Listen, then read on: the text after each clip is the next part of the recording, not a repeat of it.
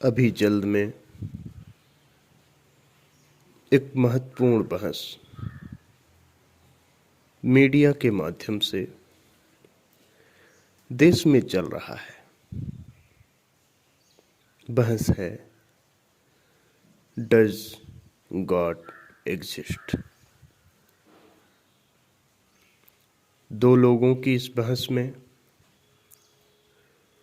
एक कहता है कि मैं नहीं मानता। वो अपनी बात को सिद्ध करते हैं और एक कहता है मैं मानता हूं। वो इस बात को सिद्ध करते हैं और समाज में एक धड़ा है जो मानता है, वो अपना पक्ष पकड़ लेता है और एक धड़ा है जो नहीं मानता है, जो तार्किक है, वो अपना पक्ष पकड़ लेता है। दोनों अपने अपने में प्रसन्न हो जाते हैं और अपने अपने पक्ष की बात करने लगते हैं। मगर किसी ने ये नहीं पूछा कि कोई मानता है, कोई नहीं मानता है। ठीक है, कोई जानता भी है। तुमने कह दिया कि ईश्वर नहीं है। क्या तुमने खोजा है कि जो तुम्हें नहीं मिला? किसने ने कहा कि परमात्मा है? क्या उसने जाना है?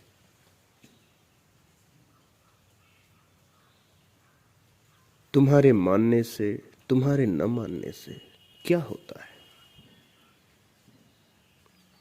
हो सकता है वो हो सकता है वो ना हो, लेकिन इससे तुम्हारे जीवन में क्या परिवर्तन होता है? ये तो मानने न मानने का विषय नहीं है। परमात्मा पर, गॉड पर, जीवन पर, अध्यात्म पर एक बात मैं स्पष्ट रूप से कह देना चाहता हूं कि हो सकता है विज्ञान में खोज करने के लिए कुछ हद तक कल्पनाओं का, विचारों का, मान्यताओं का, तर्क का सहारा लिया जा सकता हो, मगर अध्यात्म में 1% भी कल्पना, विचार, मान्यता सहयोगी नहीं है। तुम्हारे मान लेने से, न मान लेने से तुम्हारे जीवन में कोई परिवर्तन नहीं होता।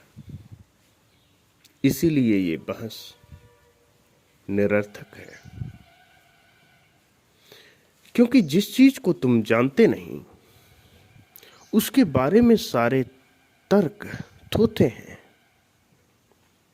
जिसको तुमने जाना नहीं, समझा नहीं, देखा नहीं, तुम चाहे पक्ष में तर्क दो, विपक्ष में तर्क दो, सब अधूरे हैं।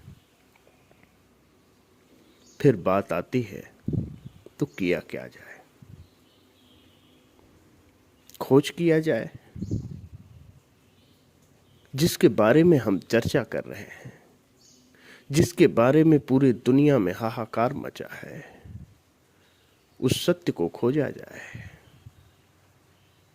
खोजने का तरीका क्या है? उस डिबेट में मुफ्ती साहब तो ये कहते हुए मिल रहे हैं जावेद अख्तर को कि तुम्हारे टूल सही नहीं, मगर उन्होंने किसी टूल का जिक्र नहीं किया। पहली चीज तो जिक्र तब करते जब उनको कोई टूल पता होता। या तो कहीं से पढ़े लिखे टूल का जिक्र कर देते हैं। सच्चाई तो यह है कि कोई टूल है नहीं, सबका अपना टूल है और वो भी खोजना पड़ता है। सत्य की खोज में, जीवन की खोज में ये सारी चीजें मौलिक होती हैं, किसी का दिया हुआ नहीं होता। उधार की चीजें तो परमात्मा की राह में काम ही नहीं आती हैं। जो हृदय से खोजी है, जो शुद्ध चेतना से मात्र उसी को पाना चाहता है, वही उस सत्य को जान पाता है।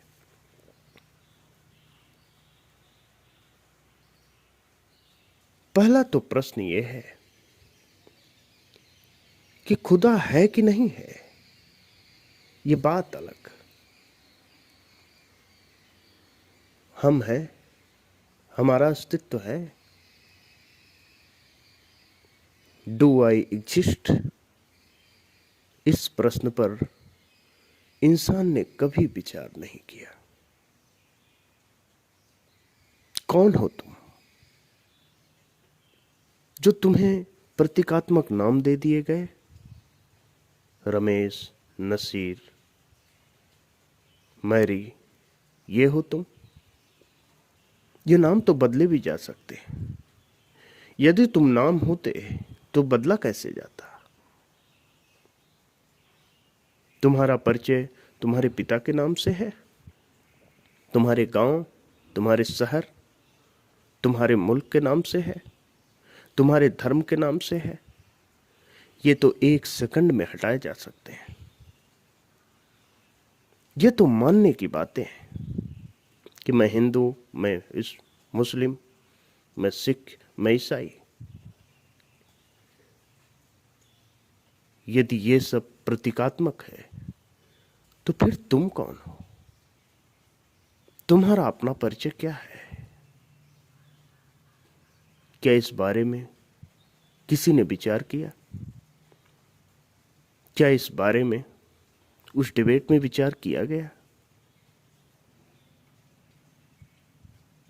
यदि तुम्हें अपना परिचय नहीं मालूम, तुम जिस अस्तित्व को मानते हो थोड़े समय पहले नहीं था, थोड़े समय पहले नहीं होगा। तुम्हें अपने अस्तित्व का तो पता नहीं। तुम गॉड के अस्तित्व को ढूंढने चले हो। अपने अस्तित्व में ईमानदारी दिखाओ तो उसके अस्तित्व की झलक मिल जाएगी। एक बूंद को ईमानदारी से ढूंढोगे तो समुंदर की झलक पा जाओगे, क्योंकि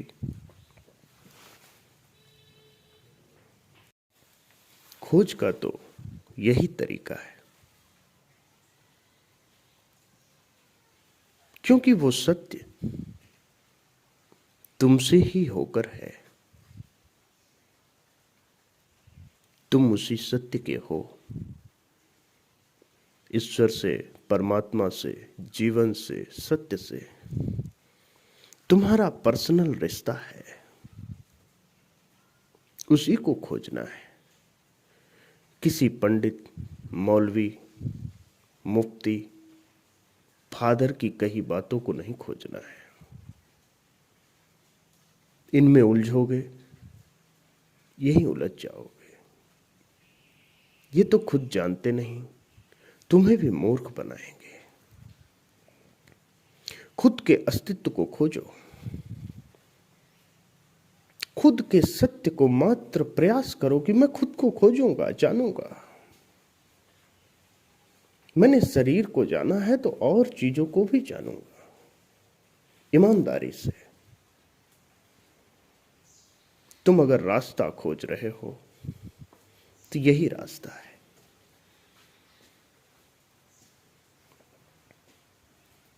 और इसी से जीवन का सत्य,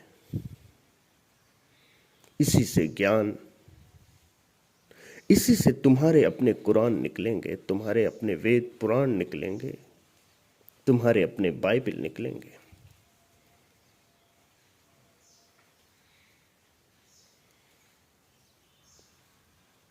क्योंकि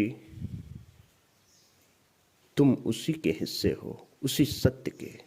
तुम वही सत्य हो। तुम खुद को जान लोगे तो उस परमात्मा को जान लोगे। ध्यान रखना, अगर कबीर ने जाना है तो कबीर का जीवन रूपांतरित हुआ है। मोहम्मद ने जाना है तो मोहम्मद का जीवन रूपांतरित हुआ है। बुद्ध ने जाना है तो बुद्ध का जीवन रूपांतरित हुआ है। अष्टावक्र ने जाना है तो अष्टावक्र का जीवन रूपांतरित हुआ है। ईसा मसीह ने जाना है तो ईसा मसीह का जीवन रूपांतरित हुआ है। और उन्होंने जो जाना है, ईसा मसीह ने उसी अनुभव को बाइबल में, मोहम्मद ने उसी परमात्मा के अनुभव को कुरान में, ऋषियों ने उसी अनुभव को वेद और शास्त्रों में, कृष्ण ने गीता में, अष्टावक्र ने अष्टावक्र गीता में। और तुम भी जब जानोगे तो अपना अनुभव बताओगे। ये दूसरों का अनुभव, उधार का अनुभव लेकर टहलोगे, तुम मात्र भ्रमित होगे। उसके लिए प्यास तो जगाओ, उस सत्य को खोजो तो सही। वह तो तुम ही हो, तुम्हारे पास ही है, तुमसे तो कहीं दूर नहीं। वो तो बाहें फैलाकर तुम्हारा इंतजार कर रहा है, तुम्हें प्रेम कर रहा है, तुम्हें आनंद, मस्ती, ऐश्वर्य देना चाहता है। तुम ही तो भागते हो उससे। एक बार सच्चे मन से उसे बुलाओ तो सही। वो तुम्हारे लिए खड़ा है। उसने तुम्हें राजा बनाया है, उसने तुम्हें मुक्त बनाया है, उसने तुम्हें परम ऐश्वर्य दिया है। मगर तुमने अपने भ्रम से, अपनी गलती से अपने को बांध लिया है, गुलाम कर लिया है। अपनी तरफ देखो तो सही, अपने पे तरस तो खाओ। इन बहस में मत पड़ो, क्योंकि जिस सत्य की बात हो रही है वो विचारातीत है, विचारों से जाना नहीं जा सकता है। वो भावातीत है, भावनाओं से जाना नहीं जा सकता है। वो कल्पनातीत है, कल्पनाओं से समझा नहीं जा सकता है। हाँ, मगर तुमसे परे नहीं है, तुम्हारे सत्य से परे नहीं है। उसका संबंध ऐसा ही है जैसे बूंद का समुंदर से है। तुम्हारे कण कण से वो संबंधित है, तुम्हारे झूठ से नहीं, तुम्हारे सत्य से। यात्रा शुरू करो, खोजो, बंधना मत हिंदू, मुसलमान, भारत, पाकिस्तानी होने में। ये सब मूर्खता की बातें हैं। यदि सत्य के खोजी हो तो खुले मन से पूरे ब्रह्मांड को अपना के खोज शुरू करना, क्योंकि उस विराट में हो, तुम वही विराट हो। खोजा तो उसे जाता है जो कहीं दूर हो, कहीं खुद को खोजा जाता है। अपनी तरफ प्रेम से, ईमानदारी से, विचारों, धारणाओं, भावनाओं से मुक्त होकर देखो तो सही। वो तुम्हारे पास ही खड़ा है, तुम में ही खड़ा है, तुम ही हो। इस विषय पर मैंने अपने अंतः चेतना से ये बातें रखी हैं। आप लोग इसे सुनिएगा और जो भी आपके अंदर प्रतिक्रिया है कृपया मुझे जरूर दीजिएगा। क्योंकि ध्यान रखिए, राजनीति मेरा विषय नहीं। मैं पूरे अंतःकरण से राजनीति विरोधी हूँ। मुझे स्वीकार करने का अर्थ है राजनीति का विनाश। तो आप अपनी प्रतिक्रिया दीजिएगा। धन्यवाद।